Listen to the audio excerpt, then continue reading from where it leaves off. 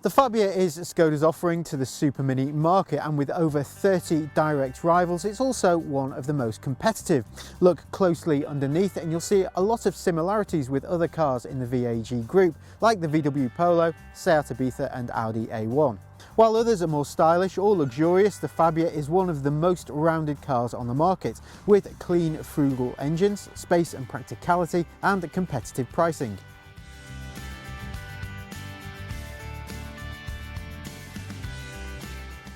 There's a broad selection of small capacity engines with a variety of power outputs to suit most tastes.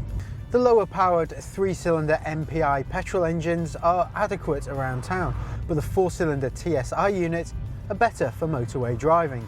The 89 horsepower version is so good that the higher powered option is almost redundant. The 1.4 litre diesels are an even better option for long motorway hauls, especially if you're looking for huge fuel economy figures. Again, the 89 horsepower unit is wholly adequate without having to pay extra for the 104 horsepower one. Ride quality is a bit of a mixed picture. It's stable and secure at speed, smoothing out lumps and bumps in the road, but around town the ride can be a bit fidgety, especially if you go for the larger wheels. The Fabia just can't match the Fiesta in this regard, nor can it keep up with the Ford for handling, but then not much else can either. The steering is well weighted and communicative, body lean is well contained, and there's enough grip to let you drive the Fabia confidently. It's a good car around town too, with light steering making lock-to-lock turns a breeze. How quiet a Fabia is very much depends on which engine you opt for. The 3-cylinder petrols send quite a bit of vibration into the cabin, while the diesels are noisy at idle and under duress. The TSI petrols are the smoothest and most subdued option. No matter which Fabia you buy though, the thudding from the suspension at low speeds is almost a constant nuisance. It's ever present around town, particularly with the larger alloy wheels, but goes away at speed. All versions generate some wind and road noise in the cabin at motorway speeds too, but it's no worse than the majority of small cars.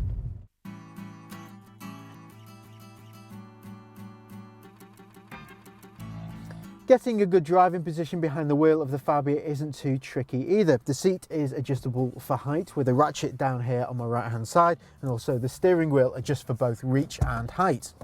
There's no adjustable lumbar support though, even as an option, but there is a decent level of lower back support. Everything's within easy reach too. The relative lack of exterior elegance makes the Fabia easier to look out of than many of its rival small cars. Forward vision is good across a broad spread of vision thanks to narrow front pillars and slim rear pillars, and tall windows makes it just the same over the shoulder too. Despite the good view all round, front and rear sensors are optional right from the entry-level car, with the rears being added as standard at SE grade.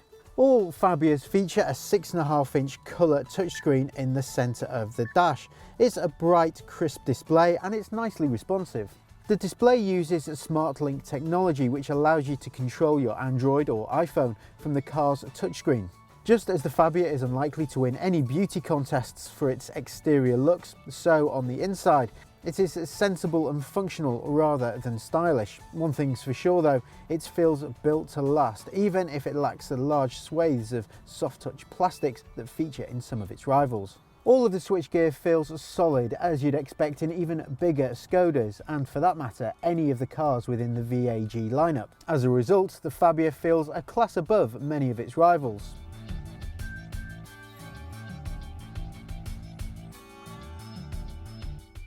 More than most other departments, the Fabia really excels when it comes to space. The high roofline means that front seat occupants won't have any problems when it comes to head and legroom, and in the back, 2 adults can sit here in comfort without issue. As with other cars though, 3 up in the back will be a squeeze.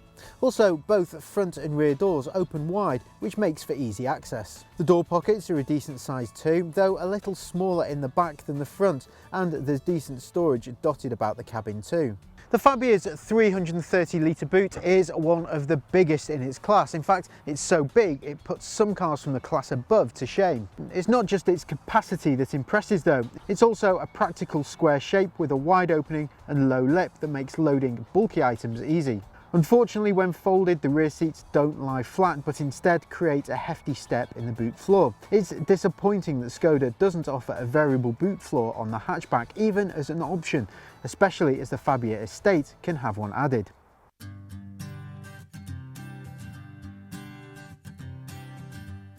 Entry-level versions of the Fabia may look competitively priced, but it's the SE versions that offer the best value for money, although it is a bit more expensive than the Corsa, but a bit cheaper than the VW Polo. The Fabia will hold its value better though than many of its rivals.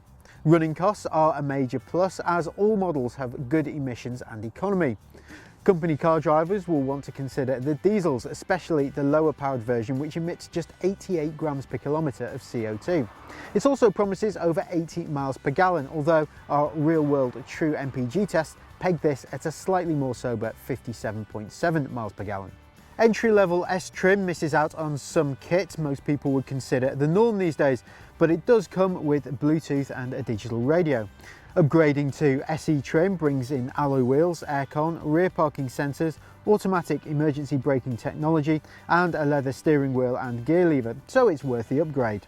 As a brand, Skoda performs well against rival manufacturers when it comes to customer satisfaction surveys, and the Fabia is a strong performer. All Fabias come with 6 airbags, a tyre pressure monitoring system, an electronic stability control program and Isofix child seat fittings on the outer rear seats. So there's little surprise that it scored 5 stars in the Euro NCAP crash test program.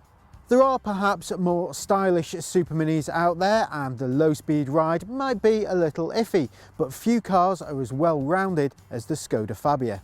If you're in the market for a Super Mini, the Fabia should appear towards the top of the shopping list for its spaciousness, safety and value for money alone.